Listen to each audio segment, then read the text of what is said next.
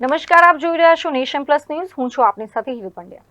છોટાઉદેપુરમાં આવેલી ખાનગી Gayatri college of nursing સામે વિદ્યાર્થીઓએ ગંભીર આક્ષેપો સાથે મોરચો માંડ્યો છે, જેને લઈને વિદ્યાર્થી નેતા યુવરાજસિંહ જાડેજાની આગેવાનીમાં સેંકડો વિદ્યાર્થીઓ રેલી સ્વરૂપે આજે આદિજાતિ કચેરીએ પહોંચ્યા હતા. છોટાઉદેપુરની ગાયત્રી કોલેજ ઓફ નર્સિંગમાં ભણતા વિદ્યાર્થીઓ છેલ્લા કેટલાય સમયથી ન્યાય માટે ભટકી રહ્યા છે. ત્રણ વખત ઉગ્ર રજૂઆતો કરવા છતાં કોઈ ઉકેલ ન આવતા આખરે આજે વિદ્યાર્થીઓનો આક્રોશ ફાટી નીકળ્યો હતો. પ્રખ્યાત વિદ્યાર્થી નેતા યુવરાજસિંહ જાડેજાની આગેવાનીમાં વિદ્યાર્થીઓ આજે રેલી સ્વરૂપે આદિજાતિ કચેરી ખાતે ઘસી આવ્યા હતા અને જવાબદાર અધિકારીઓ સમક્ષ કડક કાર્યવાહીની માંગ સાથે હોબાળો મચાવ્યો હતો. આ કોલેજમાં ચાલતા મસમોટા કૌભાંડનો આક્ષેપ કરતા વિદ્યાર્થીઓએ જણાવ્યું હતું કે એડમિશન અને કરોડો રૂપિયાની ફી છોટાઉદેપુરની ગાયત્રી કોલેજ વસૂલે છે, પરંતુ વિદ્યાર્થીઓનું સત્તાવાર રજીસ્ટ્રેશન વડોદરાના કાયાવરોહણ ખાતે આવેલી લક્ષ્મીનારાયણ કોલેજનું બતાવવામાં આવે છે. છોટાઉદેપુરમાં આવા 9 જેટલા વિદ્યાર્થીઓને પ્રવેશ આપી દેવાયો છે, જેમને પરીક્ષા આપવા માટે વડોદરા સુધી લાંબા થવું પડે છે. ડોક્યુમેન્ટ લઈ લેવામાં આવે છે અને જ્યાં સુધી અમે ફી નહીં ભરે ત્યાં સુધી અમને ડોક્યુમેન્ટ નહીં આપતા કોલેજમાં. Maa Gayatri college of nursing Chhotaudepur. અમારી રજૂઆત એ છે કે જે ખોટી રીતના તમે ફી લો છો, ઇનલીગલી રીતના એ તમે ફી ના લેશો ને.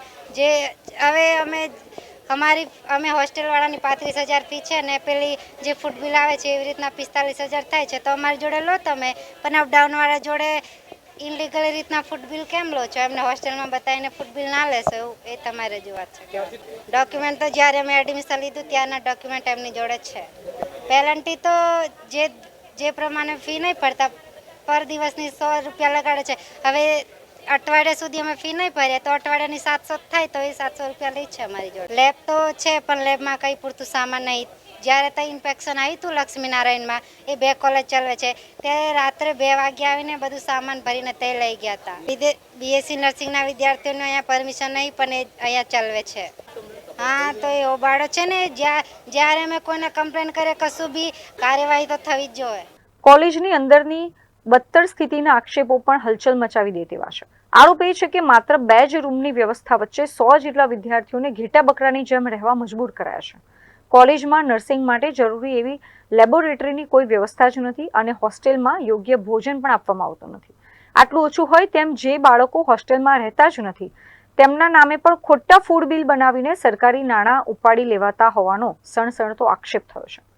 વિદ્યાર્થીઓના જણાવ્યા મુજબ ફી ભરવામાં સહેજ પણ મોડું થાય તો રોજની 100 રૂપિયા પેનલ્ટી વસૂલવામાં આવે છે.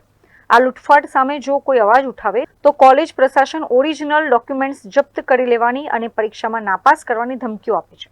છેલ્લા 2 વર્ષથી આદિવાસી અને ફ્રી શિપ કાર્ડ ધારક વિદ્યાર્થીઓની શિષ્યવૃત્તિ પણ મળી નથી. 2 દિવસ પહેલા કલેક્ટર કચેરી અને ત્યારબાદ સમાજ કલ્યાણ કચેરીએ રજૂઆત કર્યા બાદ આજે આદિજાતિ વિભાગના અધિકારીઓ સાથે યુવરાજસિંહ જાડેજાએ આરપારની લડાઈ લડીને વિદ્યાર્થીઓને વહેલી તકે ન્યાય આપવાની ઉગ્ર માંગ કરી છે. ખાસ કરીને છોટાઉદેપુરની જે મા ગાયત્રી નર્સિંગ કોલેજ જે છે એ નર્સિંગ કોલેજની અંદર ક્યાંક ને ક્યાંક વિદ્યાર્થીઓના ભવિષ્ય સાથે ચેડા કરવામાં આવે છે. તેને લઈને આજે કહી શકાય કે આદિજાતિ કમિશનર કચેરીએ જે રજૂઆત કરવા માટે આવેલા હતા. નાયબ નિયામક છે એને મળવા માટેનો સમય માગેલો હતો, પરંતુ નાયબ નિયામક અહીંથી ચાલ્યા ગયા છે.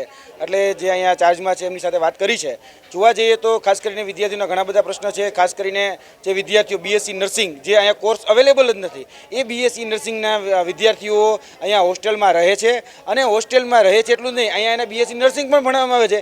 જે જગ્યાએ બીએસસી નર્સિંગની સુવિધા જ નથી, જે ખરેખર લક્ષ્મીનારાયણના વિદ્યાર્થીઓ છે કાયાવરણના, એ વિદ્યાર્થીઓને હોસ્ટેલમાં રાખવાના, હોસ્ટેલમાં રાખીને અહીંયા ભણાવવાના, તો ભાઈ આ કોના નેજા હેઠળ ચાલી રહ્યું છે? વાત બીજી કે જે ફૂડ બિલ છે એ જોવા જઈએ તો અત્યારે વર્તમાનની અંદર હોસ્ટેલમાં લગભગ 16 થી 17 બહેનો રહી રહી છે, પરંતુ 50 કરતાં વધારે બહેનોના નામે એ ખોટું ફૂડ બિલ લેવામાં આવે છે. દર મહિને 15,000 રૂપિયા ફૂડ બિલ અને પર કેન્ડિડેટ જે છે વાર્ષિક 35,000 રૂપિયા પર કેન્ડિડેટ સ્ટુડન્ટ એ લેવામાં આવે છે. એટલે લગભગ 50,000 રૂપિયા કરતાં વધારે આ પૈસા લેવામાં આવે છે. તો આ પૈસા જે છે એ ખરેખર વિદ્યાર્થીઓની સવલતો માટે વાપરવા જોઈએ, પરંતુ આજે હોસ્ટેલની અંદર પાણીની પણ અસુવિધાઓ છે. ખાસ કરીને યુરિનલ જવા માટે જે બાથરૂમ હોય, બાથરૂમ પણ અત્યારે તૂટી ગયેલા છે. તેની સાથે સાથે આજે અમે બીજી જે વાત કરી છે કે ભાઈ જે જે ડમી વિદ્યાર્થીઓની જે મેં તમને વાત કરી કે હોસ્ટેલની અંદર ડમી વિદ્યાર્થીઓ ઊભા કરવામાં આવે છે, તેની સાથે સાથે ડમી ફેકલ્ટી પણ ઊભા કરવામાં આવ્યા છે.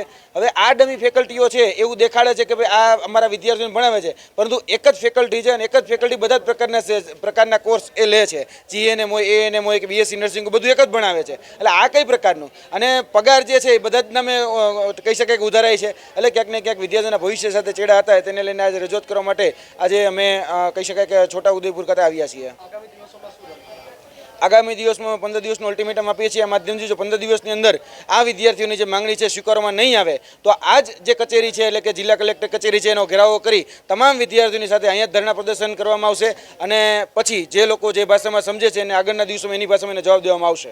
વિદ્યાર્થીઓની રજૂઆત અમે સાંભળી છે અને વિદ્યાર્થીઓને લેખિતમાં નિવેદન મળેથી તમામ મુદ્દાઓ પર નિયમ અનુસારની કાર્યવાહી કરવામાં આવશે.